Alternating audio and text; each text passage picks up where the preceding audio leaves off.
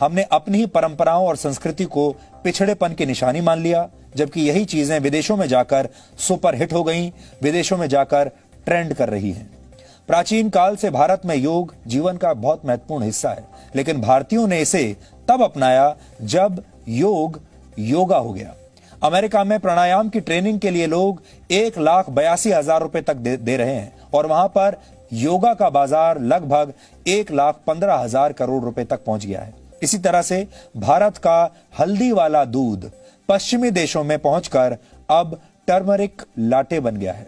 Italian भाषा में latte का मतलब होता है दूध, यानी इसका मतलब भी वही है, हल्दी वाला दूध। तो हल्दी वाला दूध जब आपको यहां भारत में बताया जाएगा तो आप उसकी कद्र नहीं समझेंगे, लेकिन जब यह कहा जाएगा कि आप टर्मरिक लाटे पी लीजिए तो आप मुंह मांगा पैसा देकर उसे खरीदेंगे। और यह नाम भारत और पश्चिमी देशों के लोगों को बहुत फैशनेबल लगता है, लेकिन असली नाम यानी हल्दी वाला दूध किसी को पसंद नहीं आता। लेकिन जैसे ही यह फैशनेबल होकर टर्मरिक लाटे बनता है तो लोग इसकी मुंह मांगी कीमत देते हैं। आजकल भारत समेत कई देशों में आपको टर्मरिक लाटे आसानी से मिल जाएगा और बड़ी बड़ी मल्टीनेशनल कंपनियां जो इससे पहले आपको कॉफी बेचा करती थीं, अब अपने आउटलेट्स में टर्मरिक लाटे भी बेच रही हैं। यह अमेरिका और ब्रिटेन में एक लोकप्रिय ड्रिंक बन चुका है और वर्ष 2025 तक पूरी दुनिया में हल्दी का बाजार 14,500 करोड़ रुपए से ज्यादा का होने की उम्मीद है। भारत के गांवों में टूथब्रश के बदले नीम के दांतों का प्रयोग अक्सर किया जाता है और वहां यह बिल्कुल मुफ्त में मिलता है, लेकिन विदेशों में इसे च्यू स्टिक्स का नाम दिया गया है और इसकी कीमत 200 रुपए तक होती है। आपने अपने बुजुर्गों को अक्सर गांव में चारपाई का इस्तेमाल करते हुए जरूर देखा होगा। हमारे गांव में आज भी आपको चारपाइयां मिल जाएंगी।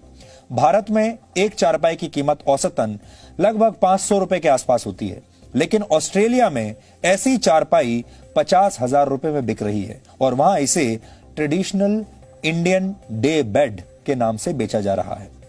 हमारे देश में गौमूत्र को लेकर बहुत सारे लोगों के मन में गलत धारणाएं हैं, लोग मजाक उड़ाते हैं।